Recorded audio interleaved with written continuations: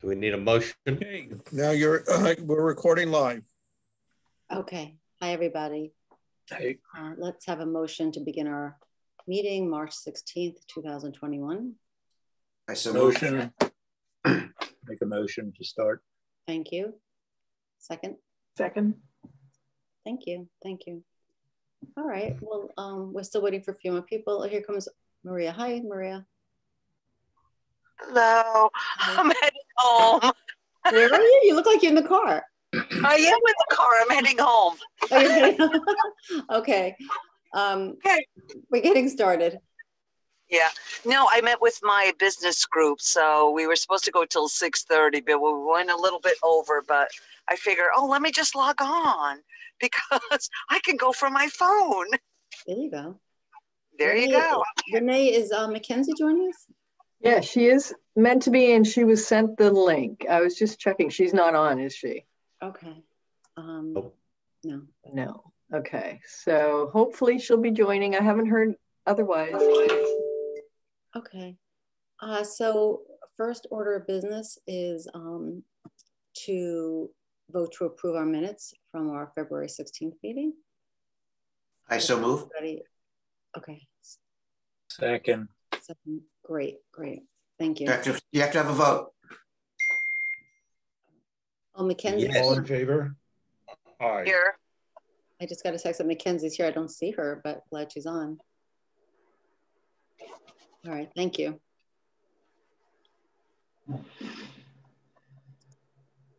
Okay. So just a couple of general discussion items that I want to cover before we get into subcommittee stuff. So I took the liberty of working with Robert and Janito to just, I felt like our web pages on the website were just really, some of it was really stale and just didn't reflect what we were doing.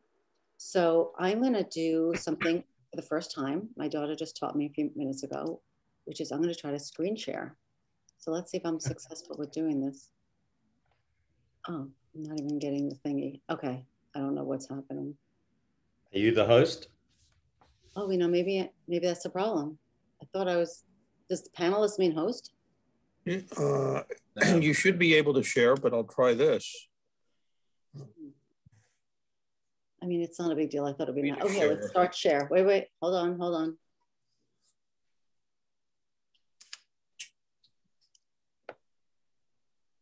No, this is not working. Okay. If you go to the bottom of your screen, it should have a green button that says share screen. I know, but what's coming up to share just doesn't look like things that are on my computer. So. Oh, well, that I can't help you with. Yeah, I don't know what's happening.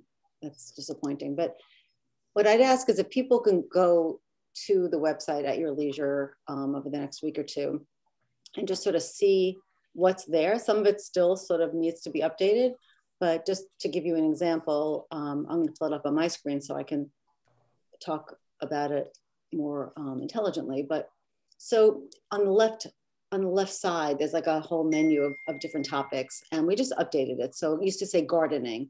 Now it says L'Arche von Marinac Healthy Yards Project, and it links to the Healthy Yards general website. And there's a Love Your Food tab, which links to the Love Your Food site. We have the Love 'em and Leave 'em, the leaf mulching, which has that video that David Styler did. So it's definitely more updated. We have the textile recycling in there. We have the sign up for our table at the farmer's market. So I feel like we made a lot of really good changes. And as I said, there's probably still more to go. But whenever people have a chance, you could just, take a look at that. So that's just something I wanted to point out. The next. Well, thank you. Yeah, because we need to be streamlined and be something that's like very easy to look at. So thanks for doing that. Oh, of course. I felt like it just wasn't reflective of what we've been doing the past few years. So it was something I just needed like some focus. And I just spent a little time just really focusing on each and every tab. As I said, it's still not perfect, but it's certainly an upgrade. Thank you. Is the only way to get there through the Village of Mamaroneck website? Yes. Okay. Yeah. I looked the other day and saw it. So you go on Village of Mamaroneck website and there's a tab for CFTE. So the exact way to get there is you go to the Village of Mamaroneck website, and then there's a tab, and let me go back. There's a tab, there's a bunch of tabs. One is about, and the next one is boards. And you go down the third one, it says other boards and committees, and under that is the environmental committee. And when you click on that, you get to our page. You have to know how to get there. You have to know how to get there. It's not hard though. I mean, if somebody was interested in what our committee was doing, it's sort of, I think, intuitive that you would go to boards. You know, we Right. are a village board, and you would sort of see us. And I think it's sort of intuitive how to get there. And I mean, Robert's been great. He's really been very supportive. I mean, he's only a part-time employee, but he's been very supportive of helping us, you know, with whatever. So I think it'll be hard to have our own website at this point, frankly. And I think the village still wants to sort of control messaging to a certain degree. So, but sort of piggybacking on that,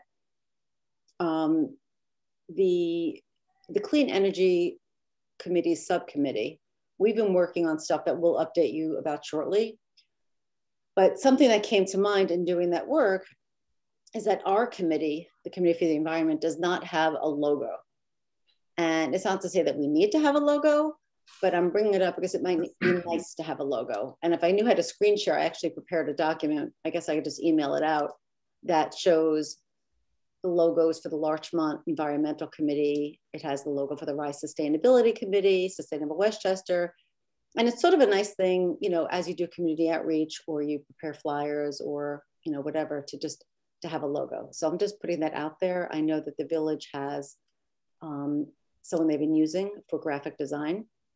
And in fact, we recently did these stickers. Has everybody seen these stickers? Yep. They're on the website. Yep. Yes. Right. So actually, if you guys, if you want this for your own bins, I'm happy to drop them off. We have a lot of them. They're actually nice.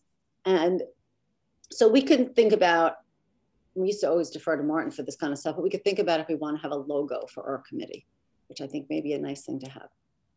I think that'd be a great idea.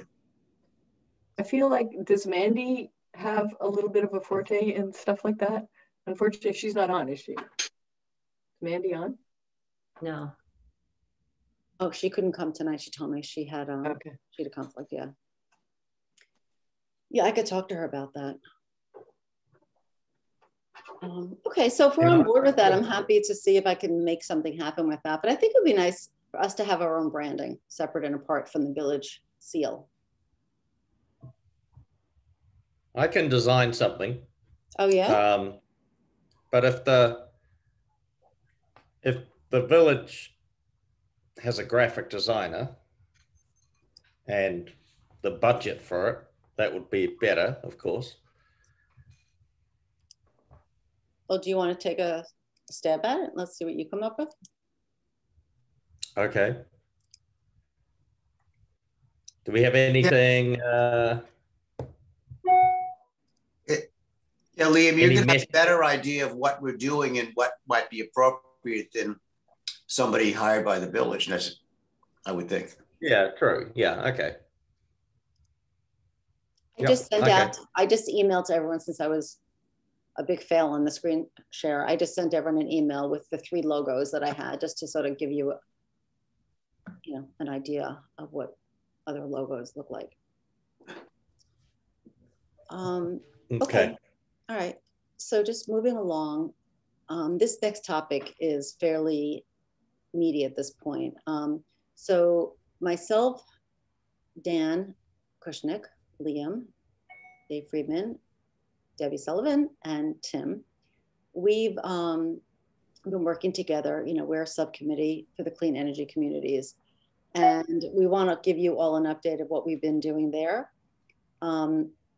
So when we first put this on our goals, I think we were really all a little bit fuzzy as to, you know, what was involved with this, because there's a few different things that sort of all came together. Because at the time that it was really, I think, Dave Friedman that wanted this on our our list of goals, I was approached by the head of the Sustainability Collaborative in the town of Mamaroneck and the Village of Larchmont. He wanted to do a joint marketing campaign for two programs, which I'll tell you about, which happened then, we learned, to fall under the clean energy communities. So I think, Tim, if you wouldn't mind, do you mind like just walking everybody through what you put together, just to give everyone sort of an overview of what is involved here? Are you prepared to do that, or I don't want to put you on the spot? No, happy to. Yeah, I'm gonna see. I'm gonna pull it up quickly in front of me. While I do that, I'll do my best to walk and chew gum at the same time. Well, Tim, yeah. Can I just interrupt? Just to back up to where we were at the last meeting, I think what we started out was with a subcommittee for the CLCPA. And then after we met as a subcommittee, we decided, after talking it through, that the best way to access this was through either being a climate smart community or a clean energy community, which are the two programs that are sponsored by New York State. And there are specific things you can do to become CSCs or CECs, and there are also grants that are available. So that's where Tim took over, and I'll let you take it from there. Yeah, thank you. And the clean energy communities, I'm gonna see if I can do a screen share. Let's see if it works. Can you guys see that? Mm-hmm. Yeah. Yep. Yeah, so there's a great document on the NYSERDA website that has lots more details than I'll probably go into here, but there's different grant types, designation grants to be designated as a committee or a clean energy community, point-based grants, so you can earn various amounts of points for different actions that the NYSERDA has designated, and then action grants. You get money for directly completing certain high-impact actions that they have extra. I think they want to add extra incentive to for people. So these are the list of all of the actions that you can earn a variety of points for. So the village has already completed some and has started earning points, but hasn't yet earned any grant dollars. So what we did was kind of look at this list and try and prioritize some things that the village could do that wouldn't cost any money, that would be pretty low lift in terms of effort from the village staff. Maybe up the points for some of the actions that have already been completed. And then look at how to prioritize some of the actions. Specifically, you'll see at the bottom these community campaigns. Those are actions that we as the committee could do with approval from the village and the Board of Trustees on a few items. But we could do those ourselves, run them, and earn grant dollars for running community campaigns for various initiatives. So let me switch really quickly. Can you stay at that page for a second? Yes, absolutely. The LED street lighting, we've already accomplished. Yep. And there's, and 700, I think 700 of the 900 points the village has earned. The other 200 are for the decorative style street lights. If 50% of those in the village are converted to LED, there's an extra 200 points available. So Tim, the village has met the clean fleets. There's like 4 items, right? That they may not have claimed the points, but they've sort of have come close to doing or completing, right? Yeah, the community choice aggregation, the requirements have been met, but there weren't any points received. So and then you're right, the energy code enforcement training, 200 points available. The requirements were met, but no points were received. And that's because I think we didn't apply for them. Yeah. Right. Yep. It seemed like a paperwork not being filed type thing. But the point, and you're right about clean fleets as well. So let me see Right. if I can switch new share. Looking today though at the clean fleets thing, it looks like you get more points if there's this 1/26/21 date, and if things were done retroactive before that date, you get some points, but going forward, you get more points. That's what I was understanding, at least. So we might need to look at that again. I think we can get more points if we do more clean fleets actions now. I think some of these things, it looks like if we missed the deadline the first time, we can still get some points retroactively by filling out the paperwork now. Right, you can get retroactive points, but you get more points after this 1/26/21 date. Anyway. I mean, the good news is the village has already completed some, so it's off to it. We're not starting from a zero point of zero, but we're already on our way, which is a nice, unbeknownst to us at the time. It's a good thing. Sorry, Tim, continue. Unmuting. I was going to say there's I think about $25,000 in grants that are within reach. You see, I kind of added to this document a 3,000 point threshold and a 4,000 point threshold. So if we earn 3,000 points, that qualifies the village for $10,000 grant, and then 4,000 is a $20,000 grant. But these items up here that you see at the top, the community campaigns and the designation grant, each campaign is a $5,000 grant when completed, and the designation grant itself is a $5,000 grant. So that's the 20, those campaigns are, and Ellen, I know you can probably talk a lot more about the grid campaign that getting kicked off that qualifies for the demand response campaign. But most of those campaigns are the requirements are all, like we said, things that we could do as the committee, either working with Larchmont or the town of Mamaroneck or Sustainable Westchester to help us pull those off. I think that's great. Are these matching grants or outright grants? Outright grants, and it seems like I haven't been able to find. There seem like they're fairly unrestricted. So there's not many strings attached to the money. What I would just add there is that right now we understand to be a pot of money of, I think the amount is $17 million that New York State has as incentives for municipalities to take these actions. So it's really just incentive money at this point, just to meet the state's goals of reducing carbon emissions. So that's a wasting asset. So it's really, sort of a first come, first serve of who does these actions first and gets the money before it's run out. Maybe the state will replenish the fund, they probably will, but for now, we know it's a 17 million pool of money.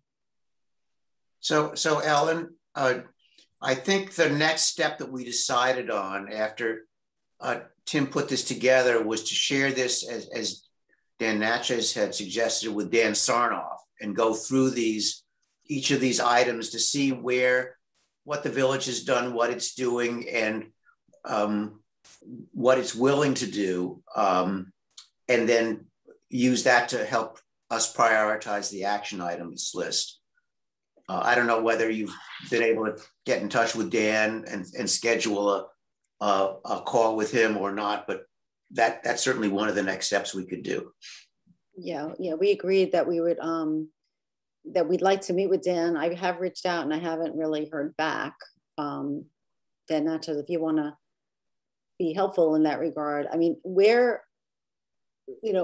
here to try to help the village in, whatever it takes to get this done. So as Tim said, we've already earned a lot of points, right? The community choice aggregation, that's 2,000 points that's waiting out there to be collected. So it's just a matter of filling out the paperwork to do that. I don't think it's difficult. It's just a focus issue. So I think that we'd love to have a call with Dan or Jerry and just sort of level set on, okay, this is what you've done. This is what paperwork needs to be filled out. What more can we be doing in the next month, 2 months, 3 months? Because, not only could this earn what seems to be very much needed revenue for the village, but this is what every municipality should be doing, are taking these steps to reduce carbon emissions. So I haven't heard back, which is. So, I mean, yeah, let's maybe me and you, Ellen. Have you proposed any times or days? Sorry. I did. They probably came and went at this point, but yes, I did. So Ellen, why don't me and you kind of propose some dates, and I'll, get on board with that and just kind of connect with the village to see when we can meet. Let's just do that, me and you. I think that would be. If you send me the dates and times, I will have an answer. Well, I think as a subcommittee, we need to sort of re-up our dates and times, because whatever I sent to Dan, this is now going back a week ago, so it's stale. So if everybody could sort of send me again, maybe for the rest of this week and early into next week, what works or doesn't work for you, and then we'll try this again.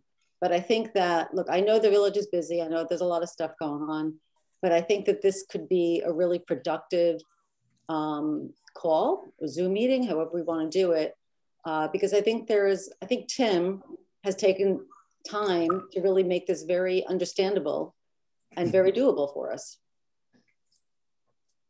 All right, great. Do whatever. Okay. If everyone could just sort of just send me your availability for the next, as I said, week or so. Thank you, Maria. Okay.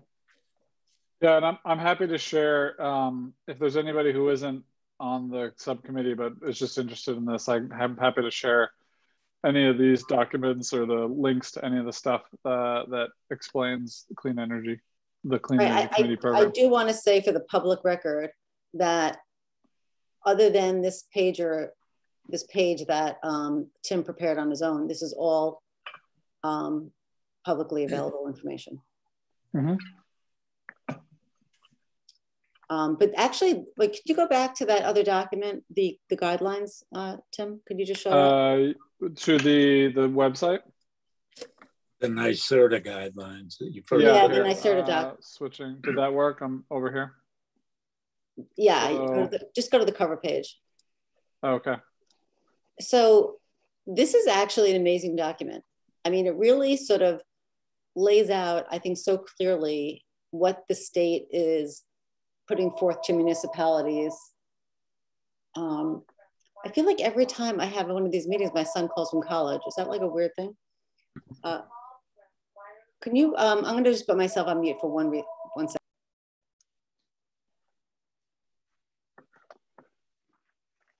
Yeah, this Maria, when this you document. Oh, sorry. Go ahead.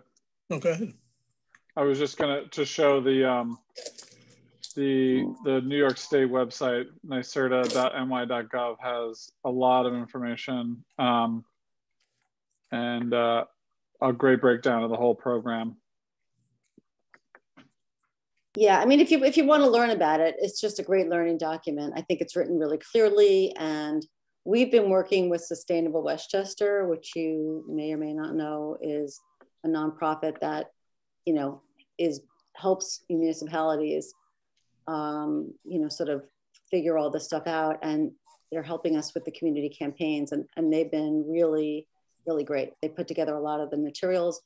And Tim, I don't know if you're done, but we'll segue into the specific campaigns we're doing when you're done.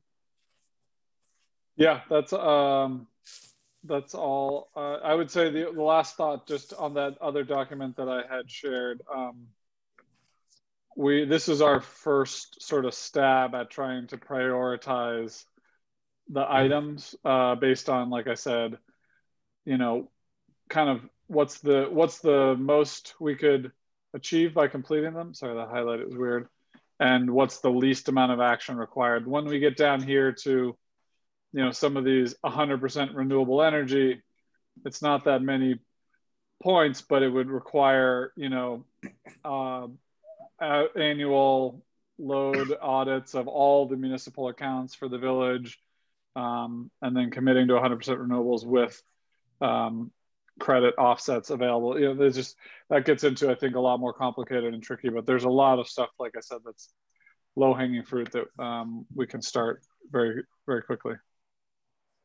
I think the tricky thing about this is there's so much information out there, and the key is to figure out how to prioritize what you want to do. And Tim's done a great job of synthesizing what's out there and then putting it in a sort of you know, prioritizing it, sort of giving it to us on a silver platter as to what we should be focusing on. Yeah, great work, Tim. It is great to have that one pager and see it laid out that way. Absolutely. Thank you. So as I said, sort of as we identified this as a goal for the year, just, I don't know if it's a coincidence or not, but Mitch Green, who heads the collab, reached out to do this joint marketing campaign. He was approached by Sustainable Westchester, which they're reaching out to many municipalities to do 2 community campaigns. And I'll just briefly describe them. So one is called the Demand Response Campaign, and it's for something called Grid Rewards, which you download an app onto your phone called Grid Rewards, and you basically link it to you have to be a Con Ed customer, and you link it to your Con Ed account. And you have to do this, ideally by April 1st, you get maximum benefits, but the program will extend to May 1st. And it's really, so during the summer, when the grid is at peak demand, through the app, they notify you, they send out notifications saying, you know, peak demand time, please reduce energy. They'll give you suggestions, whether it's, you know, running a dishwasher later, taking your thermostat, you know, up a few notches, whatever. And if you act on those notifications, which is voluntary, at the end of the summer, you get a check for your rewards. So it's really sort of what I'm hearing. They piloted it last summer. I'm hearing that maybe you get 5 to 7 notifications during the summer, and you can get up to maybe $200. So, you know, to Tim's point, it's sort of an easy lift. It's not a big deal to download an app, hook it up to your Con Ed account. I've done it. And it's really, it's a rewards program is what it is that Con Ed is offering. So we're gonna have a campaign, we're calling it March Madness. And we're gonna start, we're gonna have a kickoff event with Sustainable Westchester. It will be a virtual information webinar. And that is, I think, March 24th. Debbie, is that date right? Yeah, I think it's gonna be, there's gonna be 2 of them. The 24th and 30th. The 24th and 30th, each date there's going to be 2, one at noon and one at 7:30. And we're going to basically, I'll forward it when I have it, which will be in a few days, but Sustainable Westchester has prepared amazing materials that we could post to social media. We could send around email flyers if we want to have lawn signs. So they're making all the sort of collateral assets that you would use to market this. And they're doing a great job. And on the flyer, there's QR codes. So you can literally just put your phone up to the QR code. It helps you download the app. So it's fairly simple. And if we sign up during this time frame, because we're considered a small municipality, if we sign up only 10 households, we qualify for doing the campaign and getting the points. So it's, I mean, obviously we'd want to get more than that, but it's, even from our own committee, we could probably, you know, achieve our hurdle there. Yeah, I mean, I think on that note, if you could send around the information just to the committee, if all of us signed up, we'd qualify. We'd qualify exactly. The community. Exactly. So one thing I just, so the process, not to bore anybody with the details. So we had to prepare what's called a scoping document, which Sustainable Westchester helped with a great deal. But we had to fill out, it's really like a pretty detailed application to do this campaign. And we did this, the town of Mamaroneck did it, and Larchmont did it. So we're doing this, we're each doing our own scoping documents because each municipality will get its own credit, but the marketing materials will all say Larchmont and Mamaroneck, which I think is great. Gives it more reach. So we submitted the scoping document, I think about a week ago to NYSERDA. The process is NYSERDA has to approve the campaign and then we begin.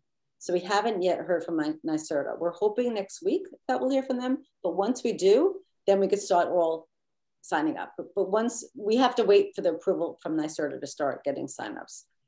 Are there any questions on that? Because there's another program I want to talk about. I just think I'm talking fast. And yeah, go ahead, Liam.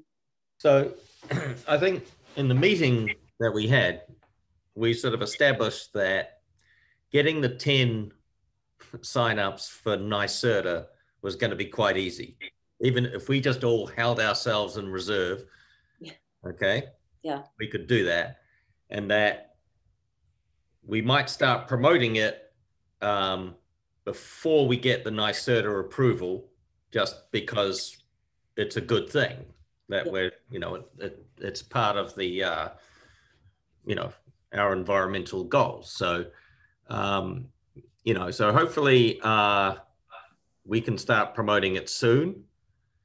But if you guys can all just hold off and make sure that you sign up when we get the NYSERDA credit, that would be what I would suggest. Yeah. So we should, they showed us sort of sample materials today, and I thought everything looked really good, but they are asking us just to, review everything, and then we'll probably finalize. We're having a call on Friday. So probably finalize all the materials, and I'm going to have Robert put, the flyer into his weekly email. We'll put stuff out on social media. So we'll be getting the word out. And, we have the table at the farmer's market. We could give out information there. And it's a short campaign, but it's sort of a, it's an easy lift. And I think I like it because it sort of gives us something else to talk to the community about. And it's, there's really not a reason that I could think of that somebody wouldn't really be receptive to doing this, other than maybe they just don't want to be bothered. So the second campaign is called Community Solar. And we're going to sort of also make this part of the March Madness, but also make it an Earth Day campaign, because there's not the same time frame on that. There's a longer time lead to sign that up. But basically that's for people that, maybe are renters, don't own their home, or they don't get enough sunlight for their house, or they didn't want to go through the expense or bother of putting solar on their own roof. You can benefit from solar through this community solar. So, there's warehouses or parking garages that municipalities have where they put solar on that, I read an article, I think I've sent it around. I guess there was this parking lot in White Plains that can provide solar for 1,000 homes. So this is a sign up that you go through, and then there is, the complication with this is that you get a separate bill from community solar, but you see a deduct on your Con Ed bill. But in totality, you're reducing your energy costs by about up to 10%, I believe. And it's more renewable energy. So we're going to be doing both of those campaigns, and both have the same goal, to get people to be more mindful of their energy usage and to reduce usage and to reduce carbon emissions. And it's interesting, just going back to the grid rewards, is they were saying is they don't want to have to activate the peaker plants when the grid gets maxed out. And, we've signed that resolution for Caitlin Carpenter's club. And we learned how dirty those plants are. So I'm almost going to go out to her and her club and see if they'll help us promote it. Ellen, about the community solar. So the village doesn't have to put anything up. It would be a nice thing, but there are solar farms somewhere where electricity is coming from, right? Right. So actually, they're trying to get people to sign up before they have the solar ready. I don't think they're trying to do this on spec. So I actually personally signed up for solar, community solar, about 2 months ago. And I just got an email the other day saying that my solar farm will be up and running soon. So there will be a lag between when you sign up and when your own, wherever your solar farm is going to be. So yes, it doesn't have to be in your own town. I want mine on the Gowanus. Okay. Yeah, got it. I mean, it would be cool if it was, I think they're actually going to put, I think Homex is going to be a location, the top of Homex. But that's separate and apart. If our own village wanted to find a spot to do that. And then that would also entitle us to more points and grant money. Yeah, I mean, that would be really cool if the village wanted to find a spot and do solar. That's a whole nother activity, yeah. Right. Yeah. So that's sort of, I think, in a nutshell, what those things are. I mean, as I was saying, you know, the New York State climate law, just to read some facts and figures, the goal is to be 70% renewable by 2030. Right now, we're under 30%. So to get from 30% to 70%, you know, by 2030 that's a big jump. So the community solar we were talking about was mainly at the individual level. Yeah. There are some things that the village could look at. Yeah. I think the village, you know, could possibly sign up for community solar itself, or look at using some of its roof space to lease to a solar farm. So if you're hosting one of these on your roof, you can get, you know, charge a lease, so you can get a little income out of it. And then the sort of next thing the village could do would be to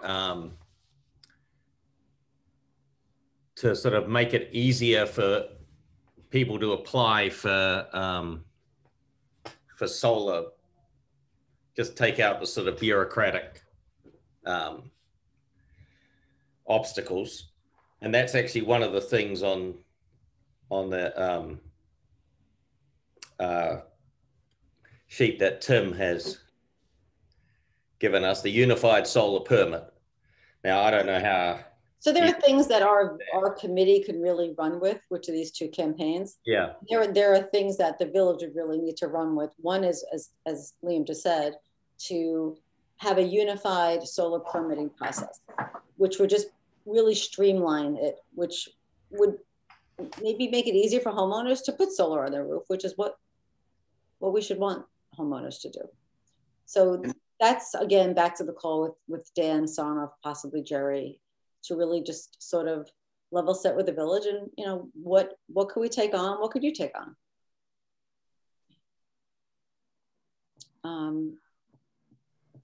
I definitely agree with the point you were making there, Liam, too, about revenue driving. Like last meeting we talked about when we had the gentleman from Blink talk about the EV charging stations and how those could drive revenue. I feel like anytime we could lead with something like that, it's gonna probably, it will be an easier conversation to have.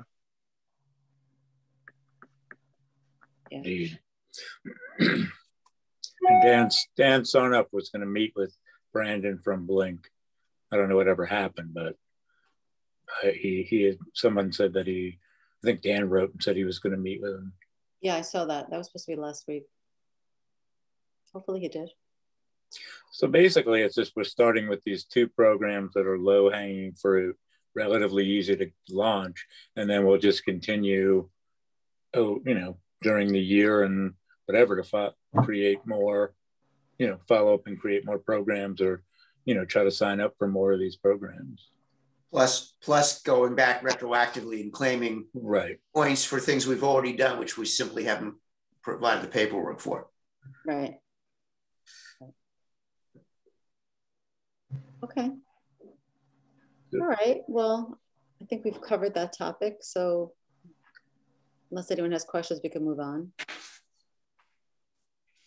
So the next, David, I'm sorry, I'm going to circle back. I realized I skipped over this. You had wanted to talk about the village plans for mosquito control this coming season. Well, the only thing I wanted to talk about was to find out what they were. Yeah, well, I don't know if anyone don't have anybody from the village to tell us. It's a very short discussion. But I think that Jerry's going to be back at our meeting next month. I don't know if that's too late, but Dan Natchez, I don't know if that's something that you could maybe inquire about.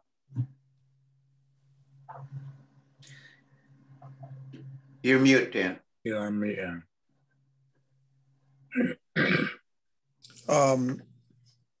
I will talk to Jerry about it. Okay. Yeah, I mean, the point was that a couple of years back when we started this discussion, we always felt we were late to the game. We didn't know what the plans were until halfway through the season.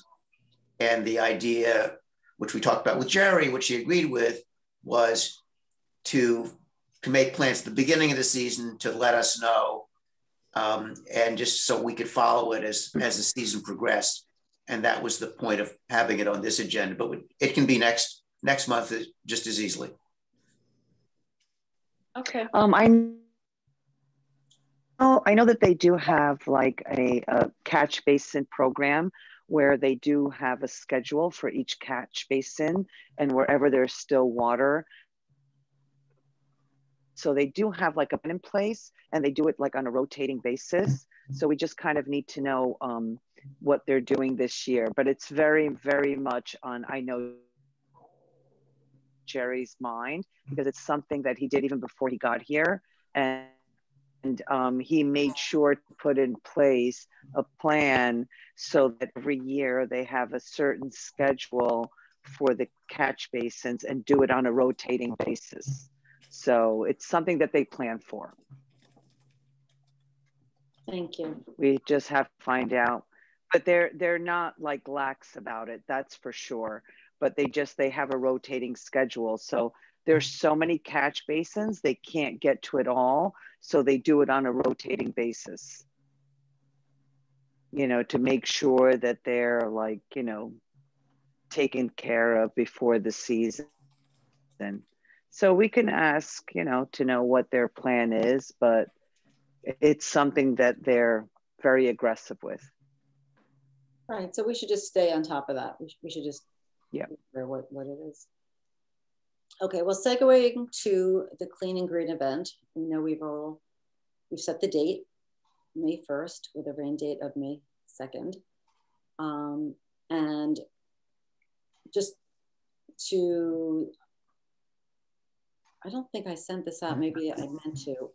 So we're gonna have a lot more cleanup locations this year. We're not just doing the typical, I think we had 6 zones by the water. We talked about, since there's been, you know, litter in the village that we've been seeing with a lot of people home more, around more. So we've really expanded our locations, and Robert has a list of them, and I could send that out. And the way we're going to do it is through a Sign Up Genius, where rather than everybody meeting at the harbor and it being some free for all, and 20 people go this way and 2 people go this way, because of COVID, and you want to manage things a little better, we're going to have a Sign Up Genius for each of the different locations. So the one thing that I've been having conversations with Jerry and Jason Pinto at the Parks Department, and I'm really on the fence about it, so I want to get everybody's input here, is so in the past, as most of you know, the newer members don't, the way this event has gone is that you meet up at Harbor Island Park near the Marine Education Center, that building, and everybody sort of assembles there. The mayor usually comes, makes a few remarks. I've made a few remarks. There's tables where we, promote our food-based recycling program. We give out Con Ed saplings, some other activities, and then everybody sort of goes off. They get their supplies, and then everybody goes off and does their cleanup. Some locations are walking distance, and then some people get back in their car and they go. And this year, I guess because we're going to have a Sign Up Genius, everybody will know where they're going. They don't have to go to the harbor to get their assignment. So the question is, do you still assemble at the harbor, or do people just go straight to their zone? And just pros and cons. I think that it's nice for people to still assemble because it feels like an event. Everybody's sort of assembling in one place. Tom Murphy could still give his remarks. We're still going to have the Con Ed sapling. Mandy actually apparently sourced like a ton of clay pots and seeds and things like that to give away. The schooner will not be coming this year. They're not coming down. So that's not going to be there. But, you know, it could feel like a little bit more of an event, and then people go out to their respective zones. So I'm just curious what people think, if we should dispense with this sort of gathering at the harbor and just go clean up, or if we should assemble at the harbor and then have everybody go fan out. I think we should meet. No, I think we should meet, and it promotes camaraderie.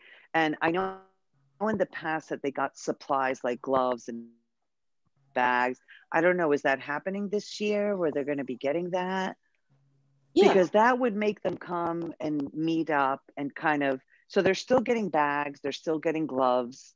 So I think it's important to meet at the harbor and just have some kind of sense of community. And then everyone knows their locations. They've signed up on, you know, sign up Jeannie and, you know, and then go off to their locations. But I think them having to get supply be a way for everybody meeting together. It's having done this many years, it's a nice opportunity for everybody to be together. Yeah. Can I take a contrary position? I suggest that. I think gratuitous meetings are not the thing to do this year. I think it puts us on the wrong side of an important public health issue. And if we can accomplish our goals without encouraging people to get together in a social gathering, I think that is a much more responsible thing for us to be doing. We're going to be with masks on. We're not going to be there for a long period. Just people with their groups will come and get their supplies and they'll go off. That's it. It's not going to be like a gathering of an hour. You're going to come, you're going to get your supplies, you know your location, and you're going to go off. But it gives a central point where people feel some connection. And you know what? We're connecting anyway. We're eating at supermarkets. People are at supermarkets together. People are all over together. This is not like we're in an outdoor space. We're not indoors. We do more than this at supermarkets where we're indoors. So I think getting your supplies, coming in and saying, hey, I'm here, I'm going off to my location, is not a big deal. And it kind of promotes the event for the next year, because we have to think not just about this year, but for the coming years. And you need some camaraderie. We do more at supermarkets. I think maybe we could, by May 1st, we also will be in more of a position to be in a group outside. So I don't think it'll be seen as being on the wrong side of the issue by that point, hopefully. And maybe have it be a time, like a period of time without speeches, that people should come, and we'll have tables and some promotional materials or whatever. And, you know, for people to get their supplies, but everybody doesn't have to come at exactly the same time. So that it could be like a half hour, an hour, or whatever to, you know, come by there. And so there'll be some gathering, but it won't be everybody, a huge crowd all at the same time. Well, I think it's not going to be advertised like, oh, you have to be there from 10 to 10:30. It's like, okay, we're starting at 10, come get your supplies. And people could just come and go as they please. If they want to just pick up their supplies and leave, they can do that. If they want to stick around and just whatever, they can do that. But we're going to be outside. We're not indoors. So it's up to each individual team how they want to do it. Just come get your supplies, go on your merry way. But I think that there has to be a focal point. And I think that if people aren't comfortable in a crowd, they won't come. They'll just go straight to their assigned spot. I mean, I mean, I think we've tabled during the pandemic with the food scraps. Yeah, I mean, the farmers market's happening, and there's that, you know, there are people milling around, and Yeah, well, maybe the right answer is to make it optional, to have a central gathering point for people that want to go, but there will be people that won't want to go, but we still want to include them in the cleanup. So we should give them the option of going to a drop-off point near where they're going to clean up, and pick up their supplies there. No, I don't think that they should have an option of where to pick up their supplies, but they will be able to leave there, whatever they've cleaned up, they leave there. And then, isn't that right? Well, I do think that, I do think that DPW. That we could have the Parks Department or DPW have people in each, they're going to have people in each of the locations. So right, so they can, yeah, DPW will pick up from the locations on the sign up sheet, so they'll go by there and pick it up.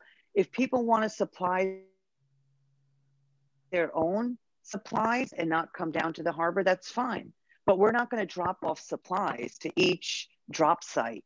So if you want to supply your own supplies and not come down to the harbor, go clean up your site. But if you want to, the supplies are at the harbor. I feel that we're outdoors. We're not indoors where, you know, it's very spaced out. We're at the harbor.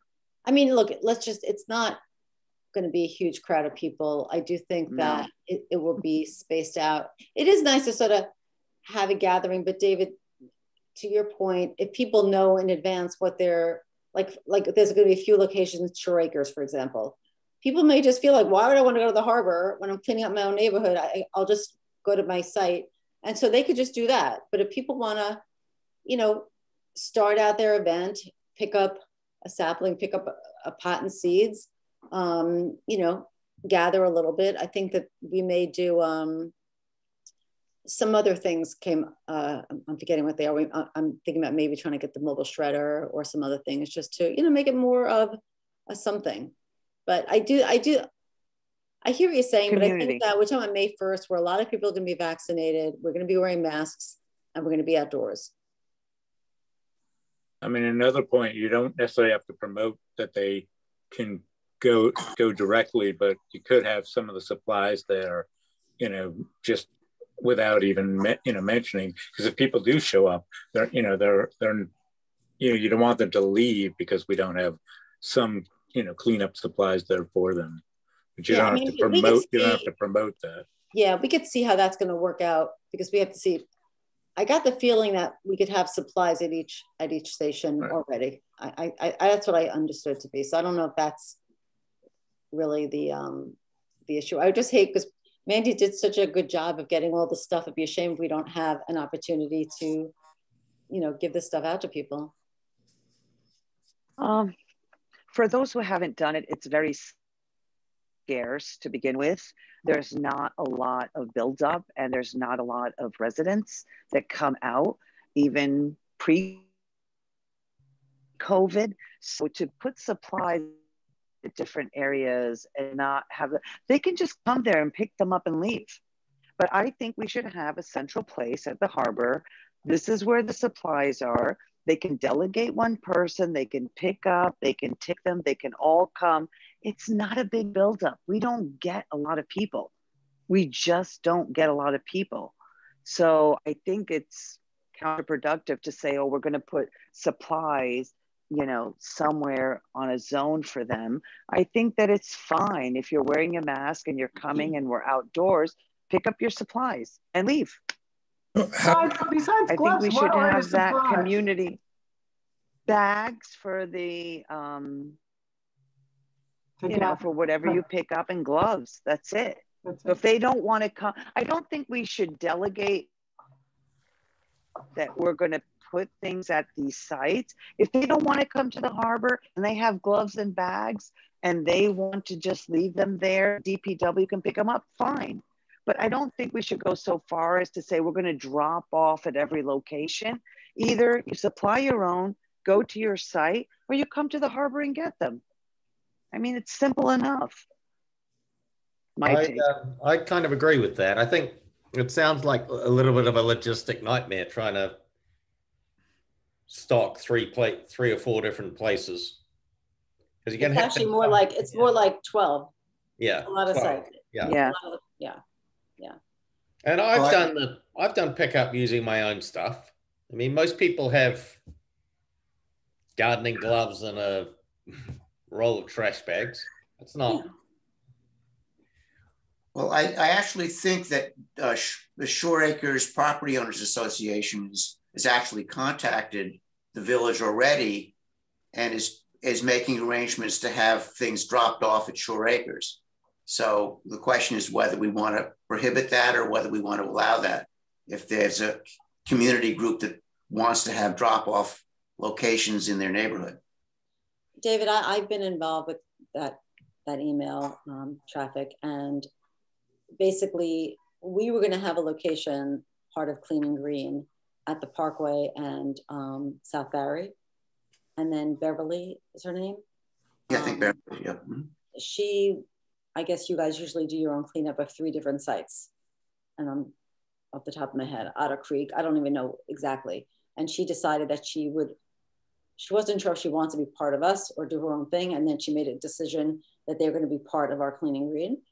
And I think that Jerry was offering to bring supplies to the Parkway in South Barry. And then the Shore Acres people could meet up there and then fan out to their own locations within Shore Acres. So maybe that could be sort of a one-off where those people wouldn't come to the harbor. If they don't want to, maybe they do want to. Maybe there's other reasons that they do want to come. Maybe they want to get, you know, a pot and seeds. Maybe they want to get a Connet sapling. Maybe they want to, you know, but for me, I mean, this leads into the next topic of the food waste recycling. It's just, you know, anytime we have an opportunity to get in front of residents and try to promote that program, I think is a good thing too. And I think that people, you know, for sort of a spring event, it's sort of nice to see people at the harbor. You know, things are in bloom then, it's really pretty, and it's just a nice day out, a nice morning out. Are you looking for a vote or just? I'm not really looking for a vote. It was more of a conversation. I mean, if you want to vote on it, we can. Let's vote on it. Okay, let's vote on it. I think we've settled on it, sort of.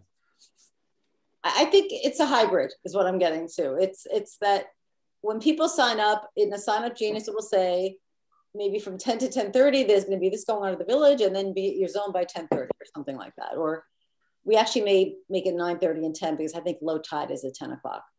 So, okay. So I think that's so on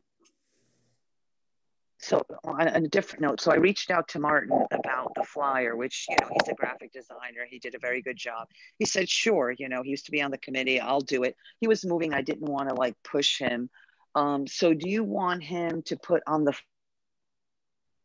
flyer that maybe, do you want him to put 9:30 to 10 pick up size, or 10 to 10:30? Should it be 10 to 10:30? Yeah, well, I'm thinking that I'm going to get a draft from him. Okay, all right, we could work out those details, Maria. But I think maybe we want to start assembling at 9:30 and then have people at their zones at 10 if that's really low tide. I mean, Dan Natchez, I don't know how quickly the tide turns. If 11 o'clock matters, I really don't know.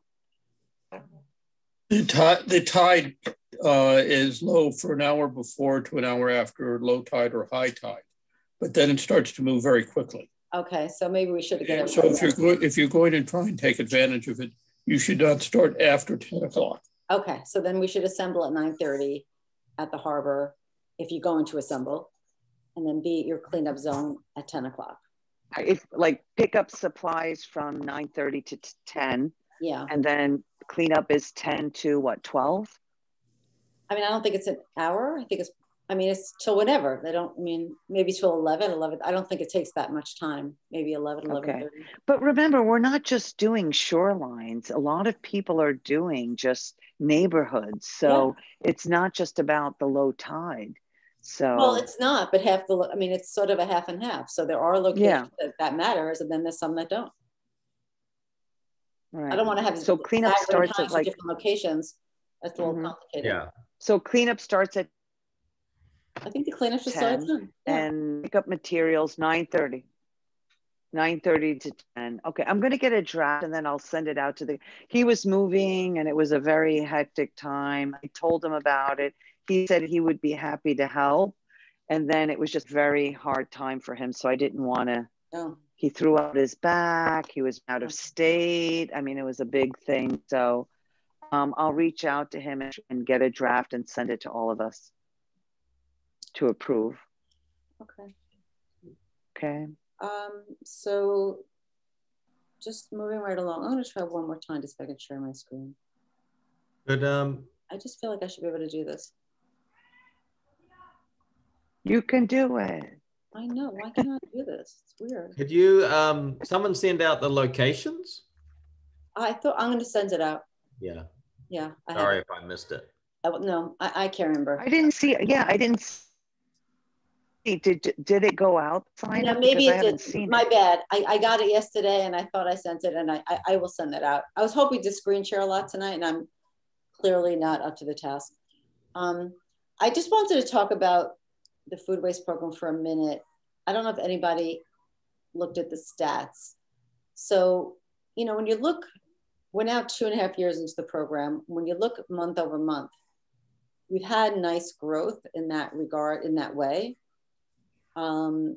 Except January was a weird outlier. The volume really went down in January. And, but I do feel like overall it's sort of stagnating. And it's really frustrating. I mean, we have the table at the farmer's market. It's, you know, it's good to have a presence. People sort of, I've been there. Debbie, I know you've been there. Tim, you've been there. I don't know what your impressions are. My impressions are it's sort of been cold. It's COVID. People are masked. They just sort of want to get in and out and not really schmooze that much. I feel like a lot of times people are from other municipalities, and then I was told we shouldn't sell to other municipalities. I'm thinking maybe we should, who cares? But that's something I have to take up with DPW. So we've sold, since we've started, 10 bins. So since January. So it's not, you know, it's not horrible, but it's not a robust effort really. Well, January was a pretty tough month. It was very cold out there. Well, not just cold, and for COVID, it was, you know, I think a lot of people were hunkering down, right? Yeah, yeah. And I don't know if the fact that the DPW is now closed on Saturday, so people can't drop off, then I don't know. It just feels like, I feel like it's lost a little momentum. But I do think that having these stickers on our bins, so who here uses ASAP? Does anybody use ASAP in this group? So I do. So you put your bin out, right? So let's put this on our bins. And when it's out at the curb, when people walk the dog and they walk by, they see this. I'm like, oh, and maybe they just want to, it'll generate some, you know, spark some interest. I noticed 2 of my neighbors had bins out on Friday, and they had the Rye kids coming to pick them up. Yeah, well, that's the Orienta. That's ASAP. Yeah. You don't use them? Well, I have my own compost, so I'm. Oh, okay. Yeah, they pick up mine. They're great. They're a great service. Do we know when it's going to reopen on Saturdays? I don't know. Dan Natchez, do you know? I can't give you an answer to that. Oh, okay. No. I mean, think that will. I don't have an answer yet. Okay. That will be a big boost once they reopen. That will be a big boost because we did really well. I think so. We did well tabling there, and I think that for people not to drop off on a Saturday is really, really tough.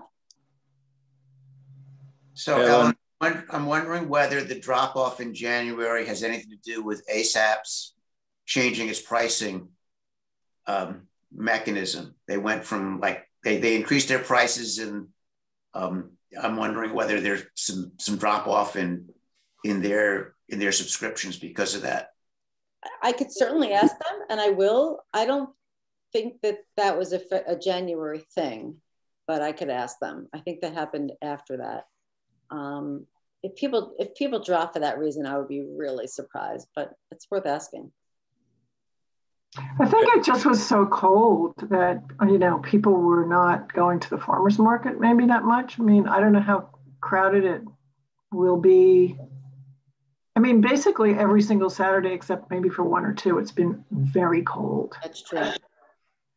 So, I mean, rather than wonder what happened in January, should we just think about where we can have placements going forward? Like obviously the Clean and Green should have a table and some for sale. And, you know, maybe we just, you know, people will hopefully be waking up from their stupors this spring. So, you know, the more, unfortunately, I'm saying this and I've not been able to do any volunteering on the weekends at the farmers markets, but, you know, I just think every opportunity that we can, we should consider, you know, at least passing out information, if not being able to sell them. I mean, will they be able to, you know, essentially maybe back at Harbor Island, maybe they can start selling them again. They did for a brief period of time, you know, prior to COVID. Maybe that would be another place where you're getting your beach permit or your boat launch permit that you could also potentially buy a, you know, compost kit. Like, just where else can we try to make it easy? I have an idea. Yeah. How about maybe outside of grocery stores? Would that be? You talk to DeChico's, they would probably be in. They're quite helpful in the community. they're actually in Harrison though. That's the only problem. Yeah, you're right. The North Shore is in Mamaroneck. Is it local owned? No. No, I don't think so. They're out of Long Island. Mm. What about by the schools? Schools get really tricky. There's the schools are doing back bends and somersault. They've got so much going on. They don't need any outside interest trying to stake a claim right now. How about the Mamaroneck Library? It's been closed, but it's going to be open. Opening up April 1st or something, I think. Yeah. And my wife's on the library board. I'm sure we could get them to be accommodating if we wanted them to be. Actually, that would be so nice if on like the that upper level outside, if you could have a table.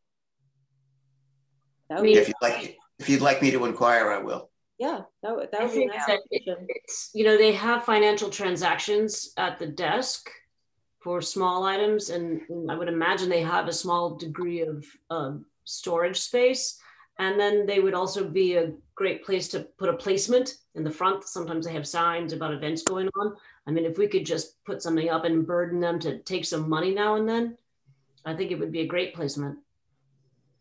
Well, even just as a one, but they would be. I bet they would be willing to offer a space if we had somebody there. Yeah, I think that's a really good location. You could switch that from the farmers market, where it's a lot of residents. It's just challenging because there's just too many non-residents. So we need to be at a place where there are residents. So I agree. We should do that. If the library is opening, if you could find out. So this issue with non-residents, in the town and Larchmont, the village of Larchmont, they're selling essentially the same kits, right? Yeah, exactly the same kits. So could we kind of do a joint collab thing where, you know, we're at DeChico's and you just ask where you live and you make out the check to that municipality? Yeah, I was going to mention that. So the Stop and Shop that is off of Boston Post Road, the address is in Mamaroneck, but it's right, you know, in between borders of Larchmont and Mamaroneck. I was thinking the same thing, like maybe we could collaborate with the village of Larchmont too, and maybe they could do a joint stand, but I understand that it gets pretty hectic in that like shopping center. So I don't know how that would play out, but that's just an idea. They're in the town of Mamaroneck, right? They're in the town, but you can have the town and the village together.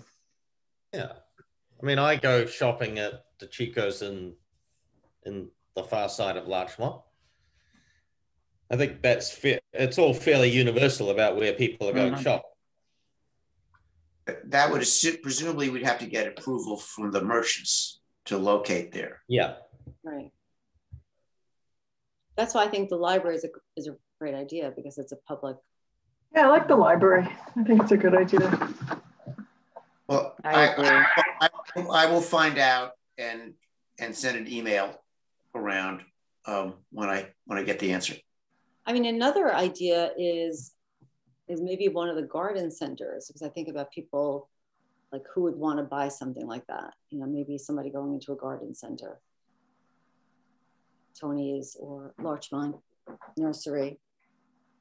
I mean, even though that's not in the village, I just, or Mangones actually. That's in Mangones. Yeah, maybe they would host us. I've just a quick question about, I'm looking at the chart and the numbers, and it looks like it's kind of plateaued since October of 2019. Is that right? Or 2020? Yeah. When we hit around 4.5, so it's been hovering around there. So I'm just curious, like, this was before I was around, but like when the program was initiated, was there any kind of analysis done on like what saturation might look like in the village? Like, is there a peak where we're just like, we're at the number that we're going to get because we, you know, the number of people who are willing to compost, or, you know, just thinking about that idea of like, what is there a peak, is there a threshold, and how will we know when we get there? Yeah, that analysis was actually not done. The program just sort of started, and it was, you know, sort of, you know, however many people you can get in, the more, the better. And I think we all knew that without having curbside pickup, it was always going to be sort of a niche program. And then we had the benefit of ASAP Scraps coming on board, which nobody really expected, and it really took off. I mean, I think they have about 100 households in their program, which is amazing. But so I don't have a good answer for you, Tim, because that number never really came about. I think in my mind, the number was always, and I was never told what number that was, how much tonnage do we need to say this merits having a municipal curbside pickup of food waste? You know, when is that tipping point of that people have less garbage or not enough garbage really to merit a 2-day-a-week pickup? That you now want to have 1 day of food waste and 1 day of garbage, because your garbage is not much. What do you have? You're doing your recycling, you're doing your food waste. You don't really have much garbage. So, or trash. So those numbers were never really put forth. So I don't know what they should be, but you could see that, you know, we sort of hit a peak. I think the highest month we had was about 5.6 tons. When was that? That was June of 2020. Yeah, June 2020. Yeah, I can only share kind of anecdotally what I've heard from being at the farmer's market and talking to as many people as I can is there's a lot of people who do compost at home. Yeah. And there's a lot of people who do it already. And that's kind of maybe a self-selecting group, right? Like if you're going to a farmer's market, you might be more inclined already to be considering something like composting. So I would just put it out there, like I think the library is a great idea too. And maybe there's like a brainstorm or ideas like the breaking out of the box, like, you know, how do we reach the people who are like anti-compost, you know, or the people who are like, don't waste my time with that. I don't want to do that. You know, it doesn't make a difference in my life. I don't, you know, like, so I think if we're looking at numbers that haven't effectively changed since October of 2019, you know, maybe there's a new group we need to break through to. Yeah. Well, what about apartment buildings? Because people in apartment buildings can't really have that extra barrel to put stuff in. And I don't know really what they can do, you know, without a building being willing to help provide a, you know, collection place for them. I don't know if there's anything we could do, because if we ever were to do it, if the town or the village was ever to really do it, they'd have to get apartment buildings on board. I remember that was one of the points that the team from Scarsdale shared with us too. They had success doing that. Although the day we did it outside the regatta, everyone who came out said it was, I haven't got enough room. Yeah. So, I mean, we can try it. I mean, there's no harm in trying, but. Would there be a way to get a building or buildings agreeable to do that? And then I don't know if ASAP could collect. I'm not sure how. Yeah. I mean, I think I talked about this a while ago. A lot, we live in different neighborhoods, and maybe we could just at one point think about neighborhood captains. And, Liam, you said you had some neighbors with their bins out. In my street, or maybe around the block, there's probably 8 households with the bins out. And, it's just maybe it becomes almost like a door-to-door or a door hanger, or maybe these stickers will help a little bit, just raise awareness of what is this green bin coming out every Friday. I think sometimes it's the word of mouth. I mean, I could tell you that I have friends in the program that were not from me, they would never be in this program because they just don't think about it. So I think it has to be a little bit of, you tell 2 friends, they tell 2 friends, and, tabling is great, but I think that it also has to just be that we spread the word here. We're on the committee and we should each be trying to get our networks in this program. And better coordination with ASAP might be a good idea. Well, so I did give them a whole load of these stickers, so they're going to be giving them to their customers. But like when you're tabling, people can sign up for ASAP as well. Yes, yeah, that would be a good. Are we promoting ASAP on the website? Like when it talks about the refuse bins, give people the opportunity, at least so they know that someone will pick it up and they don't have to bring it? That's a good question. I don't think so. I looked at it the other day. Yeah, I don't think it's on the website. So it might be worth promoting them as a pickup service to make it make it easier. And then Friday is the new pickup with ASAP, or? It is Friday morning, yeah. Okay, because I saw people putting it out and I didn't know, because it used to be Saturday. So I didn't know if the garbage guys. Changed it the last few months because the DPW is closed. Good. Okay. I think it's very important to find out if DPW is going to reinstate. We did very, very well at DPW when they were open on Saturdays. So I think between the lottery and being at DPW, you're getting local residents. I think that's the most important. So I think we should find out if they're opening. I'm going to reach out to Tony.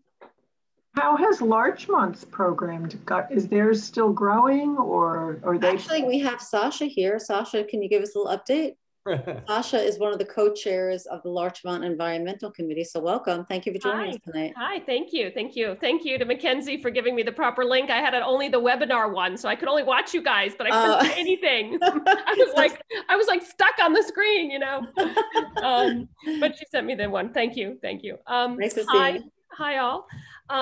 So Karen Core is really our compost guru who put, really promoted this program. And I've just recently come on board as co-chair, although I've been on the environmental committee for the last 10 years.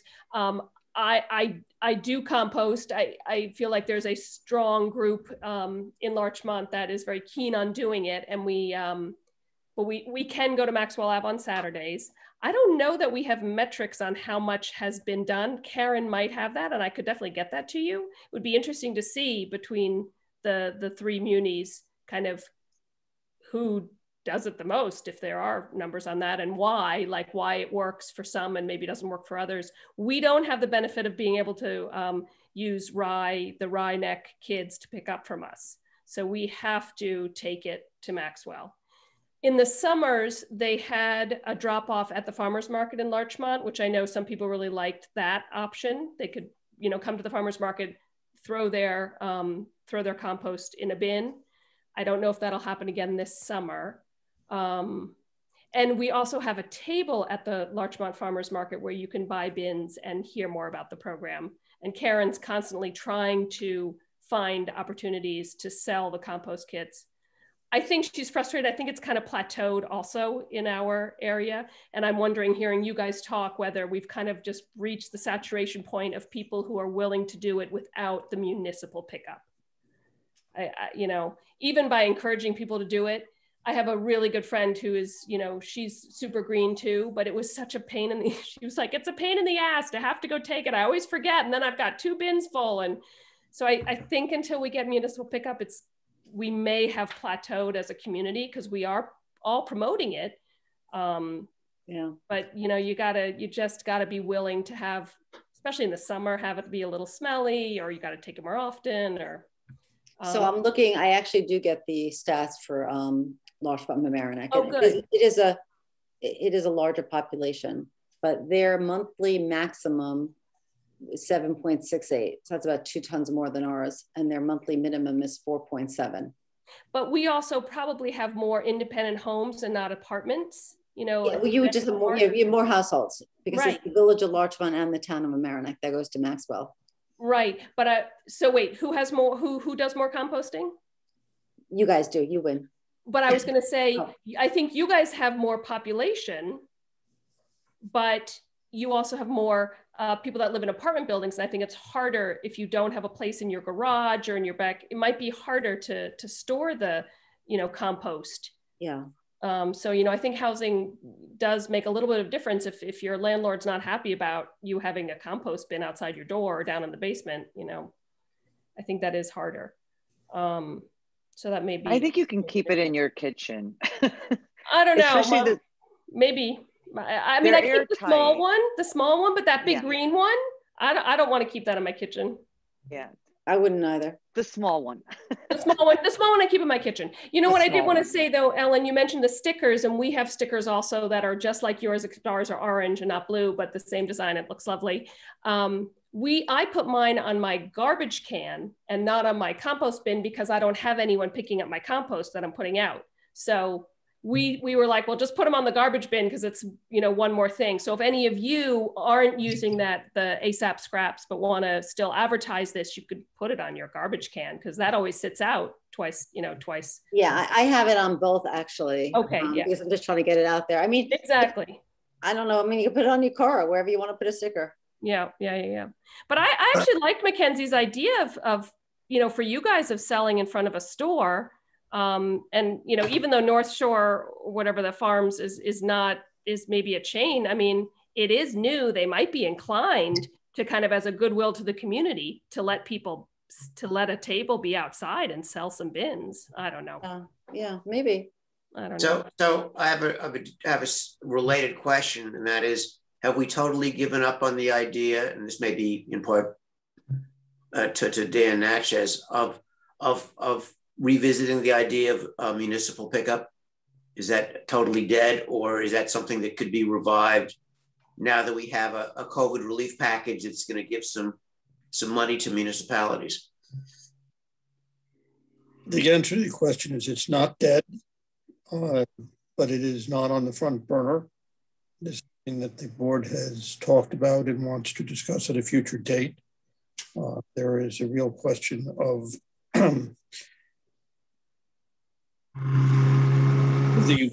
whether you take your normal garbage collection from 1 day a week or for days a week to 1 day a week and substitute, you know, the scraps. It's not easy, and there isn't a path forward at the moment. Would it be of interest to the board if our group took a position on that or was an advocate for that? Would that be helpful to the momentum toward doing something along those lines? I think it can't hurt. I don't know how, you know, I don't want to tell you it will, you know, put it over the line, but it certainly can't hurt. Maybe that's something we should think about. Yeah, I agree. I mean, Dan, when you guys had that BOT meeting about curbside, and then it was put on the back burner, pending further review about, I don't even know, budget items, whatever. I had asked that in that review that curbside pickup of food scraps be looked at, that Nora seemed receptive to that idea. I don't know where that analysis stands, but I think that it should all be folded in. And David, to your point, maybe we should formalize our interest in that analysis of having them look at food waste pickup. And the other thing is, I don't know where the county is. I know that George Latimer is very much in favor of, just a second. George Latimer is very much in favor of encouraging municipalities, and maybe the county can be helpful in one way or another. Yeah, it should definitely be looked at. I mean, I know that there was somewhat of a disgruntled populace about the curbside pickup becoming the new norm. I guess people like when the sanitation guys go to the back of their house. Some people do, and there was a small group, but they were very vocal at the meeting. I guess what you guys were I thought you were going to go back and study is how much time that saves not going to the back, and if possibly it could be something that freed up sanitation workers, if it affected the budget, and it should be, if that work was being done, then it should be more of a holistic look at how our trash is being picked up. You know, could changes be made to be more forward thinking and try to get people not to have enough trash to warrant pick up twice a week. Try to encourage them not to have trash to pick up twice a week and have food scraps get picked up rather instead. So understand. Okay. So anyway, David, maybe offline we could talk about, I think Maria would want to be part of that, of drafting something for the BOT to consider. Ellen, I just wanted to mention that we also have been, the Joint Sanitation Commission for the town of Mamaroneck and the Village of Larchmont have also been having the same conversation. Yeah. And we did decide to go to the curbside pickup for garbage. So we are no longer having people go to the back. Oh, so that's set. My understanding is that was approved, or that was decided. That's gone through. And the hope is that now we can fold in also, maybe there'll just be a once a week pickup of garbage and once a week of compost, kitchen compost that has not been approved yet, but it's being pushed. So, if you spoke with Karen, I would definitely speak with Karen Core, because she has her, she's been working with the Joint Sanitation Commissions to really express that and promote that. And she's probably got some great arguments and discussion. Okay, great. Yeah, I'll catch up with her on that. Yeah, I highly recommend. You're going to need to reach a critical mass of people doing composting, or the rest of the village is just they're going to go apoplectic with their garbage mounting and stinking up and having rodents. So you really have to get a critical mass to do this program before you can cut it back to once a week. Well, what Scarsdale did is they had a sign up. So people that wanted the food waste, I guess they signed up and they would get that second day for that. And maybe everybody else was, 2 days for the trash. But it is, behavior is hard to change. So Tim, did you want to say something? Yeah, there might be an easy answer to this, but is there a reason that the DPW couldn't do compost pickup at the same time that they're doing organic waste collection? Like the Home Depot bags of leaves and twigs and all that sort of stuff, isn't that all eventually go into the same waste stream to a compost facility? You would think so. I don't have the answer to that. I think it goes into a different waste stream, Tim. I think, I know for our town and it goes, over to Hommocks and gets dumped into like a big section. They're not going to want to have food there with like meat and, because everything can go into the kitchen compost scraps that we take away, meat and eggshells and cheese rinds and whatever, not just your backyard stuff, which is just green. So would make sense, but I'm pretty sure that that's not they would need a different kind of facility to be dumping all those things. You need. I have an idea. You would need a different run. I mean, the runs are not, you can't put everything into one. Even some communities have tried with specialized trucks with different compartments and have realized that they can't do the routes. So, you know, it's not, I won't say it's complex, but I think Ellen is exceedingly right on that there needs to be an intensive review of our entire sanitation collection approach. It was done about, I want to say 8 or 10 years ago by Malcolm Perney. I brought that study back to the board to look at. It's very clear that the facilities were underutilized and not very efficient, and that we could go to 1 day a week, you know, for garbage, you know, and the cry was, you're going to fire everybody. And so that died. You know, I explained that we don't need to lay people off. We just need to redeploy the asset to be more efficient and more cost benefit, so that you can accomplish more with, you know, what you have. That takes an intensive review, and we're not sure that's not on the front burner at the moment. So just trying to be very upfront with you all. No, but I have an idea. So we're just trying to, is the goal to just get like a high volume of people who would be interested in doing this if there were to be municipal pickup? Because maybe we can get some volunteers at the high school especially, just to survey people who are walking on the street saying, do you compost? And if they say no, would you like be inclined to compost if there was municipal pickup? And if they say yes, then maybe we can get them to sign a petition, and then the amount of people that we have could help us when trying to, you know, get that. Yeah. Well, I like that idea, Mackenzie, and actually somebody that was previously on our committee did actually an online survey, and maybe, you know, probably a year and a half has gone by. It may be worth, you know, dusting that off and doing a new survey, because obviously new people have moved into the community and people are more familiar with the program.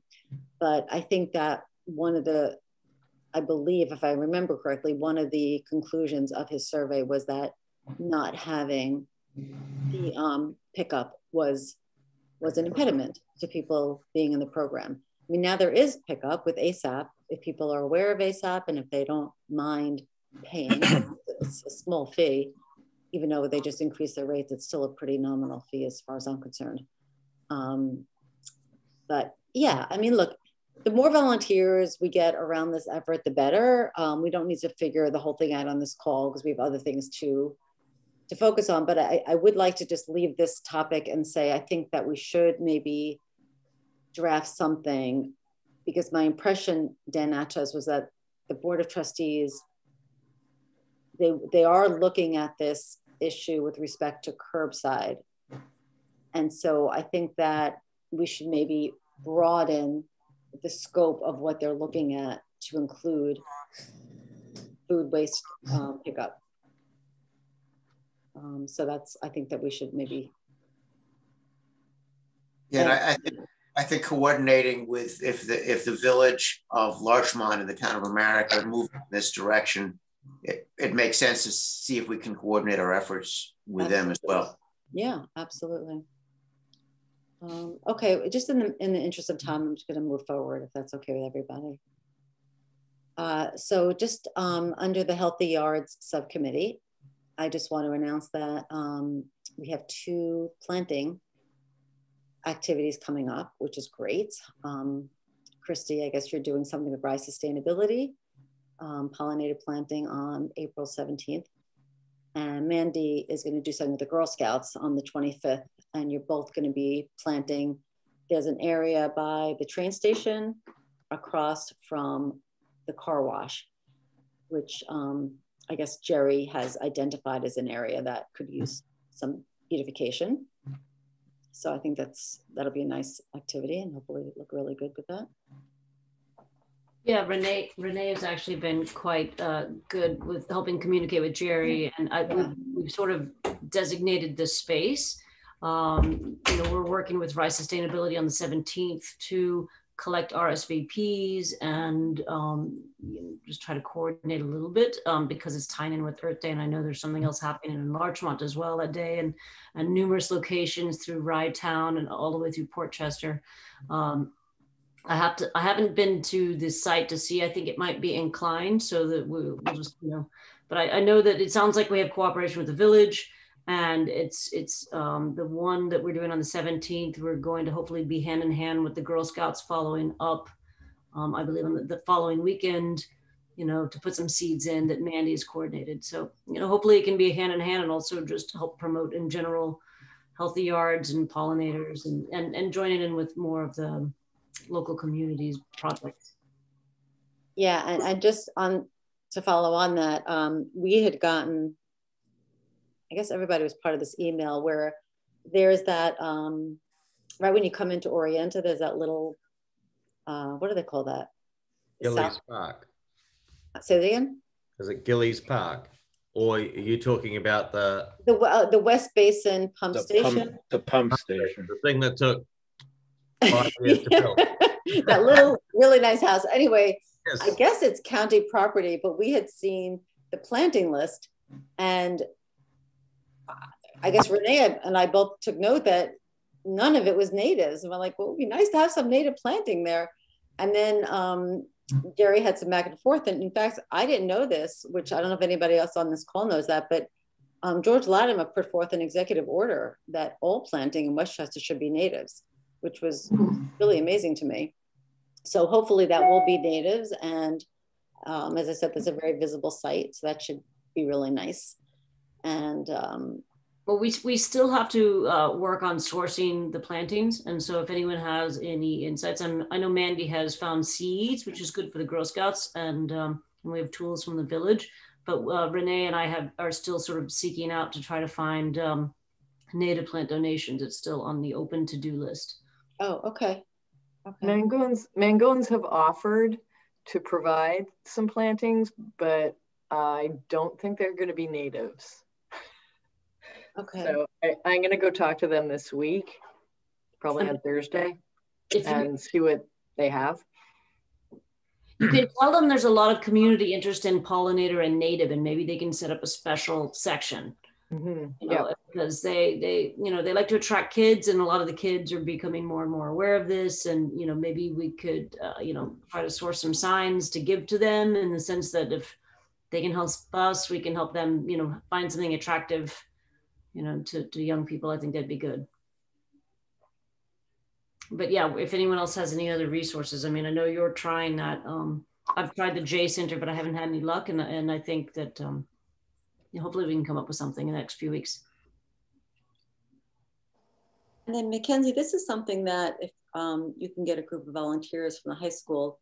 So as I think we all know, Larchmont passed pretty groundbreaking legislation with regard to leaf blowers.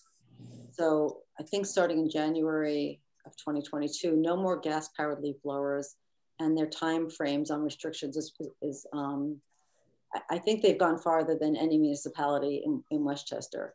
So our leaf blower ban goes into effect on May 15th. And, I think we all know, and I've gotten many emails from residents, that our enforcement is sort of on the lax side, really. I know certainly in my neighborhood it is. So one of the things that Larchmont did before they passed that legislation, because I'm sure there was sort of an uproar, is that they did a whole educational campaign with putting door hangers on people's front doors. And I have a copy of it, and I could send it along, which just sort of explain to people, the ill effects of these gas blowers in terms of the air quality, the noise. I mean, especially with so many people now working from home, going to school from home. I mean, it really is loud. So I'm wondering if we want to do a door campaign before May 15th. So people sort of know the dates, they're aware of it. They could tell the landscapers, and they really could see in just like a, you know, the size of a little door hanger, what the issue is, what is being blown around the air. And I know that Jerry was receptive to this idea, and I don't think it'll be a lot of money to create these door hangers. So if we would just have to have a lot of sort of boots on the ground, so to speak, to get that going, you know, to put them on every door in the village. I think that would take a small army of people. But if you think that you can get some volunteers, Mackenzie, and we could try to get volunteers, I think that would be a great effort. Yeah, definitely. Actually, Sasha Nar, she sort of put that together, and she reached out to NHS. The NHS president posted it in the Google Classroom, and luckily that like really took off. And yeah, I'm actually going to be volunteering to get some hours as well. So you're going to do that, the door hanging in Larchmont? Yeah, okay. Hours for, yeah. Yeah. I'm loyal to Mamaroneck though. Oh, okay. Well, yeah, I don't know how many hours you need, but yeah, the National Honor Society students have been amazing at the farmers market. So I'll try to see if I can get them made up, and if we could do this. Are people in favor of doing some kind of door hanger campaign to educate? Yes, absolutely. The law has been on the books for many years. So, I mean, people sort of know about it. And I know that, you know, Dan Natchez, you included in your weekly newsletter, and it's put out there. But I think maybe the more direct communication would be helpful. So how would you propose that? How would I propose that? Yeah. Well, what I was saying is that there are these door hangers that we can make. We actually put them on people's doors, and they see, it's a write-up of why, you know, it's a write-up letting people know about the law and the dates, but also talking about why leaf blowers are bad for your health and the environment. You know, I'd like to, since we're just discussing it, I'd like to go back to the idea about that Larchmont has, which is registering. You have to be licensed in Mamaroneck. You have to be licensed everywhere to be a leaf blower, to work in the community, and for the village to make sure that they communicate to these landscaping companies that they're registered to work here, they must observe the law, and that they will face a penalty if they don't observe the law. And so it's coming very close to the time. We have 2 months. And I think, Dan Natchez, I think that this is something that really, it doesn't seem all that difficult to do. Don't we license these guys to work in our community? No, the county licensed them. We do not license them. We don't have any license ability. How is Larchmont doing it then? If they are doing it, then they have passed a law to do it. So we're not going to have a chance to pass a law to do it, probably, between now and not to be effective for this summer, if that's what you're asking. Well, but I think what made the Larchmont law doable was that they had this education campaign with the door hangers. So I think we need at least one season of that. I mean, they actually did it for 3 seasons, but I think we need at least one season of really reaching out individually to homeowners and then explaining what this is. That's a good idea. And what about, Dan, what about getting the police involved again in enforcement? Or, you know, Jerry last year said that, that he would be able to task someone from the sanitation department, the sanitation people, one of them who drives around anyway and follows trucks, just alert to just either give summonses or just to stop and warn whenever he sees something. Just something like that, that would be an awareness factor for these landscaping companies so that they always feel under some kind of surveillance. And I mean, something like that. I'm really a big one for enforcement. I think that I agree, and that's something that needs to be discussed with the new chief. And I think that would be helpful to have your support in doing that. Could I do that directly, or? Should I go through Jerry first? I think that do both. How about that? What did you say? Going directly will have probably a, you would get a good audience. If I went directly to the chief of police? I would talk with Jerry as well. Okay. Ellen, is that okay? I'd take that assignment on. Thank you. I'd be happy to. That's great. Thank you. I'll even get a haircut first. Okay, so Ellen, I thought you had said at an earlier meeting that Jerry said he would have the town put out those door flyer things. yeah, well, yes, I did bring that up once again, and we need to make that happen. Okay, but we're going to have volunteers do it. Well, I don't know if he's going to have. Yes. I mean, I think it's. I mean, I'm happy to help out and see if I, Mackenzie has her crew, Yeah. So I'll follow up with them to get them made, and then we'll see how we want to sort of get them on the doorknobs. Maybe it's a combination of volunteers and village employees. Can we promote mulching as well on this door hanger as an alternative to blowing leaves into a pile? Sure, let me do this. I think I sent this around to everybody, but if I haven't, I'll send it again, or I could send it again anyway.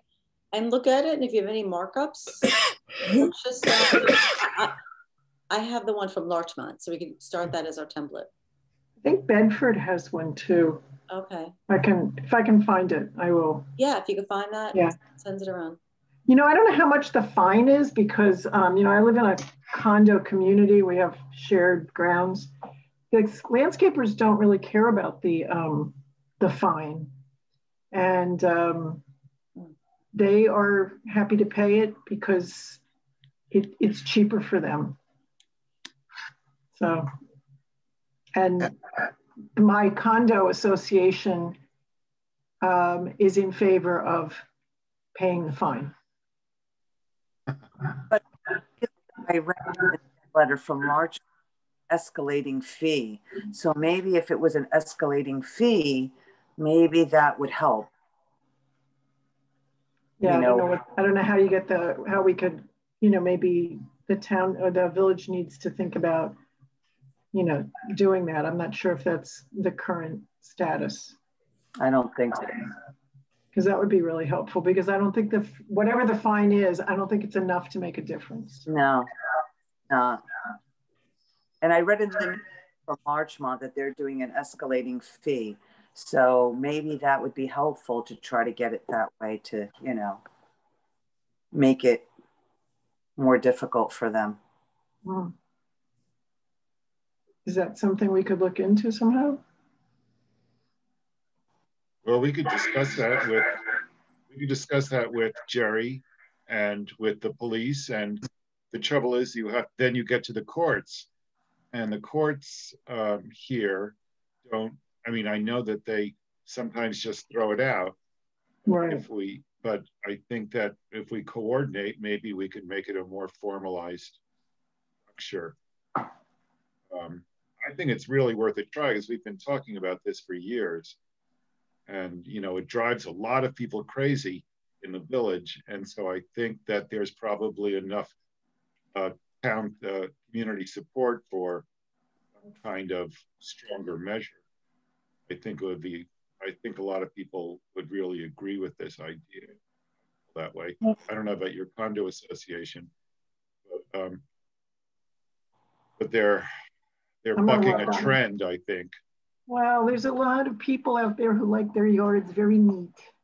Well, we have electric blowers. Instead of the gas blowers, that would be some kind of alternative. You don't have to convince me. I know.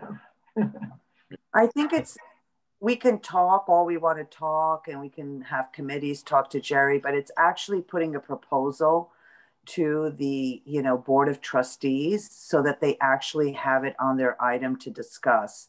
So I think if we want to have something really be considered seriously, we have to make a proposal to the board.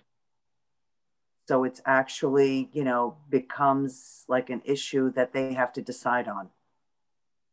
I think that's a great idea. We've done it, you know, Maria. I mean, you were here. We've done it, and I don't know if they don't really, you know, it's just an inertia problem, you know. But yeah, I think that's a fine thing to do. So whatever we discuss, like, I mean, our job is really to put the proposals to the board because, you know, Jerry's on it, the trustees are on it, and then this is something that they vote on. So we have to put it out there as a formal proposal so that it can get, you know, discussed and decided on. Dan, what do you think? I think if we get a formal proposal, bring it before the board and see if we can get the board motivated.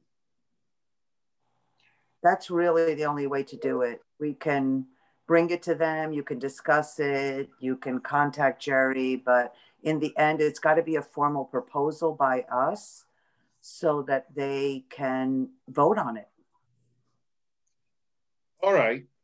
Well, I'll give it a go writing something and maybe pass it by Dave Freeman, see what he thinks. Sure. Yeah. All right. Great, thank you. All right, just a final agenda item before we wrap it up here is the Taylor's Lane. And, you know, we've talked about this on and off. I guess, David Freeman, you were talking about the idea of sending a letter to the BOT about the CFTE having a role in the use of the site. We've talked about amongst ourselves things that we thought would be really nice for that site. But whether we want to actually formalize that with a letter to the BOT to express our interest in what that use of the site is. Well, we talked about it 2 months ago, and I volunteered to draft a letter, which I've done and circulated it, and Dan gave me comments, and I revised the letter. It's a very neutral letter in the sense that we're not advocating for specific use. We're just saying, we know this is coming up and we'd like to be part of the discussion. I think, Dan, that was your suggestion, as opposed to being anything more specific. I think you would get a lot more traction that way. Well, my feeling was, I don't know what that means by getting more traction. My feeling was that that letter was, no, don't take any offense to this, David. It just was vague to the point of, in my mind, not saying anything. And I don't know why we wouldn't put forth at least some of our ideas for what we'd like to see. But that's just my opinion. I think it's, you know, it's a judgment call. As I think we at a minimum want to tell the board that we're interested, we want to be part of the discussion. And so it's you know, okay, so we want reasonable people to go either way as to whether we want to just put specific things in the letter. I was deferring to Dan's advice that we not do that in the first round, but you know, that's a discussion.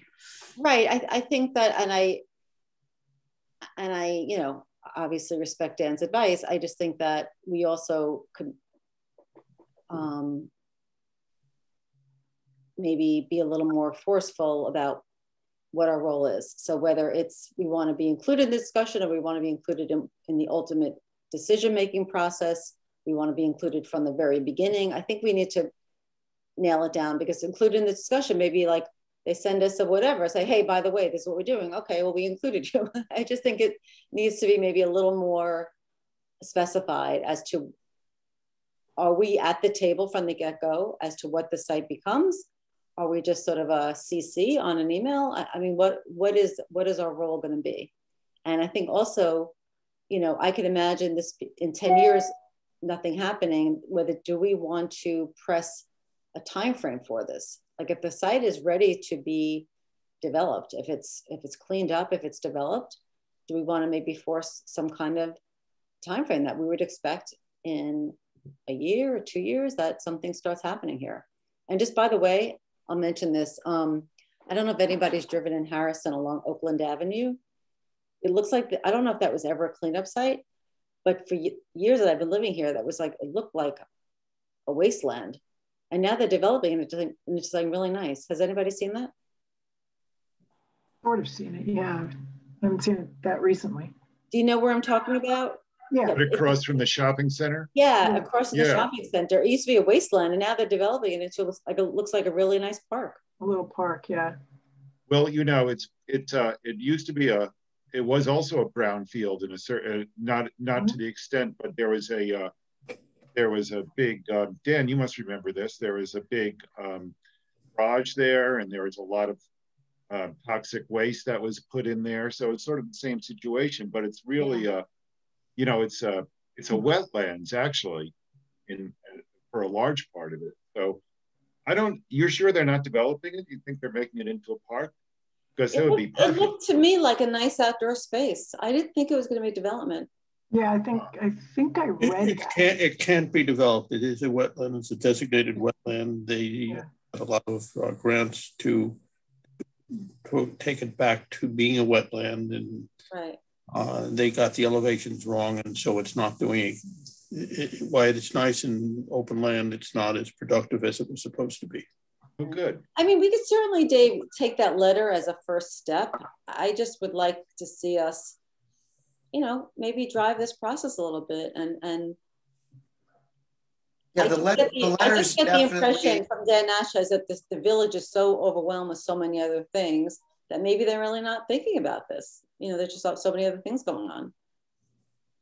Yeah, well, I think there are two things. One is it's not quite, the process with DEC is not quite complete as far as I understand. So it's not quite ready for prime time.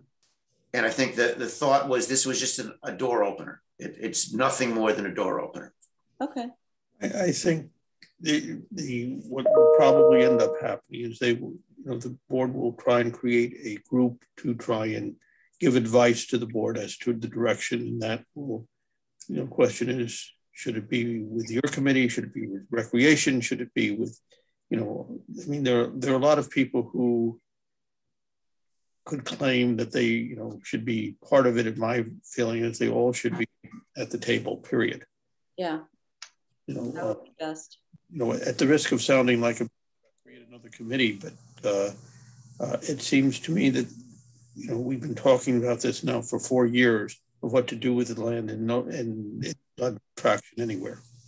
And that's my point, that nothing's happened, that I feel like we should be a spark to get something going. But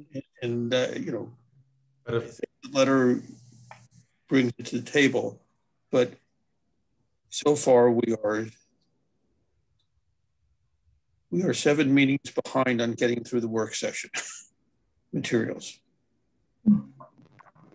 And it's not because we're not meeting, it's just because there's so much on the agenda, and the budget is, we have 3 meetings this week, on the budget. So, the budget will be get done by the end of next month. So I think a letter would be timely to try and bring it, to the board. I will ensure that it gets on the work session. All right, well, it's 9 o'clock. I can't guarantee when we will all get to it, that's all. All right, thanks, Dan. All right, so it's 9 o'clock. Thank you, everybody. This is a really... So just a second, are we going to send the letter? Are we going to table it? Well, I think we should send a letter at a minimum. So why don't I make a motion that it's a letter for your signature. So Ellen, you have to be happy with it. Okay. But what I move so I could see it? That we send the letter, that we authorize Ellen to send the letter on behalf of the committee to the board. I'll second. Okay. Vote. All in favor? Aye. Aye. Okay. All right. Well, thank you, everybody. Great meeting tonight. So motion to adjourn the meeting. I don't know if everyone received, there's an email, the Municipal Sustainability Conference, which is April 1st. So I forwarded that email if anyone wants to sign on. I don't know if all of you have gotten it. So yeah. I've sent it out to the committee. I actually signed up, Maria. Okay, great. Hopefully others will. Mm-hmm. All right. Well, good night, everybody. Good night. Kenji, thanks for joining us. Thanks for Hey, having me. David Styler.